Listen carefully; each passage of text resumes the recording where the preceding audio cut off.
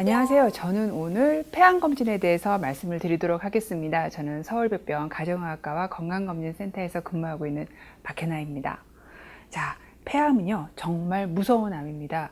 우리나라 남자, 여자 모두 합쳐가지고요, 암 중에서 사망률 1등인 암이 바로 폐암입니다. 그래서 전체 암으로 돌아가신 분 중에서 남자분은 4명 중에 1분이 폐암으로 돌아가시게 되어 있고요, 여자분은 7명 중에 1명이니까 굉장히 사망률이 높은 암이죠. 이 암을 줄이기 위해서 여러 가지 시도를 했습니다. 어떻게 검진으로 이 암의 사망을 줄일 수 있을까 했는데요. 가슴 사진 찍었는데요. 가슴 사진 아무리 찍어도 폐암 사망률 하나도 줄이지 못했습니다. 미국에서요, 한 15만 명 정도를 매년 가슴 사진을 찍혔어요. 그리고 15년 동안 봐서 얼마나 폐암이 줄어드는가 봤더니 15년 동안 가슴 사진을 찍힌 사람이나 안 찍힌 사람이나 하나도 줄어들지 않는다는 걸 알게 되었어요. 그럼 검진 가면 가슴 사진 왜 찍어요? 폐암 보려고 찍는 거 절대로 아닙니다. 자, 우리나라에 아직도 많은 결핵을 확인하고 또는 담배를 오래 피워서 폐가 망가진 만성 폐질환을 확인하기 위해서 찍는 거지, 절대로 폐암을 확인하기 위해서 찍는 사진은 아닙니다.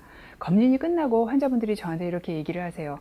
아유, 지금 혹시 폐 사진은 괜찮습니까? 라고 물어보시는 분들은 10중 8구 흡연자십니다. 흡연을 하시니까 폐암이 걱정돼서 이제 살짝 물어보시는 건데요.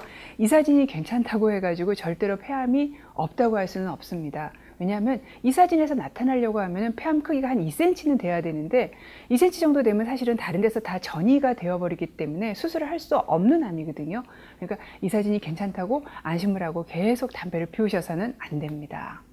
이 사진을 보시면요, 보통 흔하게 검진을 가자마자 찍게 되는 가슴 사진인데요, 암 자체가 이런 데 있으면은 그래도 한 1, 2cm 되면 보여요. 그런데 이렇게 심장 뒤에, 이 부분이 심장인데 심장 뒤에 암이 자라게 되면은 굉장히 사이즈가 커져도 볼 수가 없고요, 또 이렇게 횡격막 뒤에 암이 자라게 돼도 볼 수가 없기 때문에 제가 강조드리고 싶은 건 이 사진은 암을 위한 사진이 아니다. 그러니까 이 사진이 괜찮다고 해서 계속해서 담배를 피워서는 안 된다라는 말씀을 드리고 싶습니다.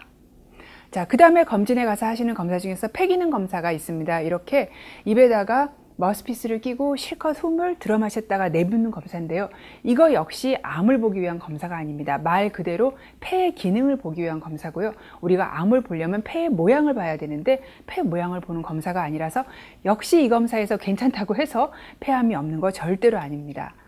그 다음에 가끔 추가 검사를 하시면요, 객담을 받아서 이 안에, 그러니까 가래죠, 암세포가 있는지 보는 객담 세포진 검사라는 게 있습니다. 근데 이 경우는요, 암이 기관지 안에 있어야 되고 또 그 기관지에서 암세포가 떨어져 나와야 이 검사에서 양성, 그러니까 폐암이 있는 걸로 나오기 때문에 역시 객담 세포진 검사가 정상이라고 해서 폐암이 없다라고 할 수 없습니다. 그 다음에 또 피로 보는 종양 표지자 검사가 있죠. 폐암에 대해서는 사이프라 21이나 CEA, SCC 같은 걸 검사를 하는데요. 이 검사 역시 제가 20년 동안 폐암 검진 많이 했지만 이 검사가 높다고 해서 폐암인 분은 전 아직 한 명도 못 봤습니다. 그리고 이 검사 정상인데 폐암인 분은 꽤 봤습니다. 그래서 종양 표지자 검사는 폐암을 발견해내는 능력이 너무너무 낮기 때문에 우리나라도 그렇고 미국도 그렇고 유럽도 그렇고 종양 표지자 검사로 폐암 검사하지 말라고 이렇게 얘기하고 있습니다.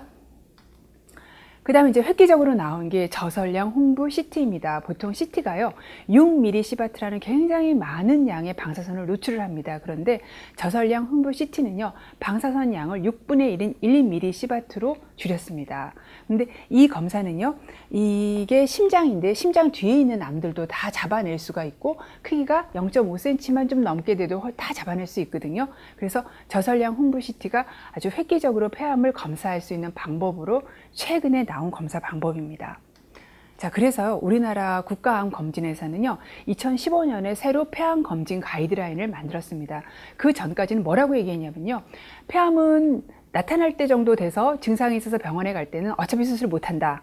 그러니까 폐암을 위해서는 금연이 유일한 방법이지 뭐 검진으로 빨리 잡아낼 생각을 하지 말아라, 이렇게 강하게 얘기했다가 작년에 처음으로 폐암 검진 가이드라인을 만들었는데요.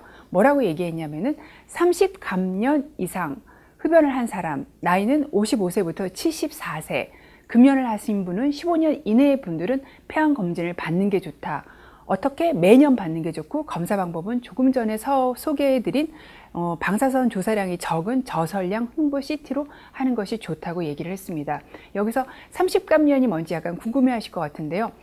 하루에 한 갑을 펴서 우리가 1년을 피게 되면 1갑년이 됩니다. 그러니까 30갑년은 한 갑이 30년을 피우신 분이고요. 만약에 두 갑을 피우신 분은 15년만 돼도 30갑년이 되어 있는 거죠. 자, 이런 분들은요, 대부분 10년 내에 폐암이 생길 위험도가 10% 이상인 분들입니다. 요 정도 위험도는 되는 분들이 검진을 받는 것이 검진에 대한 이득이 생기기 때문에 폐암 검진 가이드라인에서는 대상을 이렇게 굉장히 좁게 정의하고 있습니다. 자, 그러면 이런 말들을 하십니다. 저는 5년 전에 금연해서 지금은 담배를 하나도 안 펴요. 저 검진 받아야 됩니까? 답은 뭘까요? 네, 답은 받아야 됩니다. 금연하고 15년까지는 흡연자와 똑같은 폐암 위험도를 가지고 있습니다. 그렇기 때문에 5년부터 이분이 15년 될 때까지는 당연히 폐암 검진을 받으셔야 됩니다. 또 이렇게 얘기하십니다. 담배를 못 끊겠습니다. 그리고 폐암 검진에서 저설량 흉부 CT를 찍으면 폐암 사망률을 낮출 수 있다고 하는데 저 그냥 담배 계속 피우고 CT 매년 찍으면 안 될까요? 답은 뭘까요? 안 됩니다. 이 저설량 CT를 찍어가지고요, 우리가 폐암을 줄일 수 있는 건 전체 폐암에서 애석하게도 20%입니다. 80%의 위험도는 담배가 계속 끌고 가는 거거든요. 그러니까 이것은 답이 되지 않습니다. 담배는 따로 금연을 하시고 CT는 끊으신 지 15년 안 되면 찍으시고, 이게 답입니다. 자, 마지막으로 그러면 어떤 것이 폐암의 위험 인자가 있는지 설명을 드리겠습니다. 흡연 다 아실 거예요. 흡연이 한 85%, 나머지의 한 10% 정도가 간접 흡연입니다. 흡연 환자들이 이제 가지고 온 연기, 오세무초온 연기 또는 같은 공간에서 표현 연기 때문에 생기는 암이고요. 가족력이 있는 경우도 폐암의 위험도가 1.5배 정도 높아집니다. 그리고 만성 폐질환이 있는 경우도 한 2배 정도 높아지고요. 그다음에 공해 물질과 환경 오염이 문제인데, 지금 사실은 초미세먼지가 나중에 굉장히 많은 문제를 일으킬 겁니다. 초미세먼지는 말 그대로 미세먼지 크기가 굉장히 작기 때문에요, 기관지 끝에까지 쏙쏙쏙쏙 다 들어가서 거기서 흡수가 됩니다. 그럼 이런 이물들이 들어오면 우리 몸은 염증 반응을 일으키죠. 항상 염증이 오래된 데는 암이 일어나고 있습니다. 그래서 초미세먼지 같은 환경 오염이 굉장히 문제가 될 거고요. 지금은 단열재로 많이 사용하지는 않지만 단열재를 사용했던 당시에 성면 노출도 꽤 많은 폐암의 원인이었습니다. 그리고 직업적으로 니켈 같은 거나 크롬 같은 거에 노출된 분도 폐암의 위험 인자가 높아지고요. 그 다음에 제가 말씀드리고 싶은 거는요, 주부님들이 음식할 때 팬을 켜시는 분이 있고 안 켜시는 분이 있습니다. 음식을 조리를 하다 보면요, 음식물에서 연기가 나옵니다. 특히 뭐가 나쁘냐면요, 동물성 식품, 그러니까 고기죠. 고기가 나쁘고, 그 다음에 식물성 기름이요.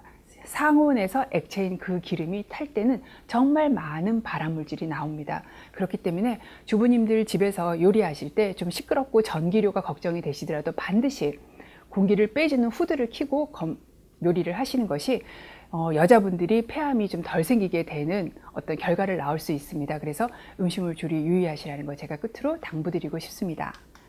지금까지 제가 폐암 검진 방법과 간단하게 폐암의 위험 인자에 대해서 설명드렸는데요. 자, 방법을 숙지하시고 이제부터 실행에 옮기시기 바랍니다. 지금까지 박현아였습니다. 감사합니다.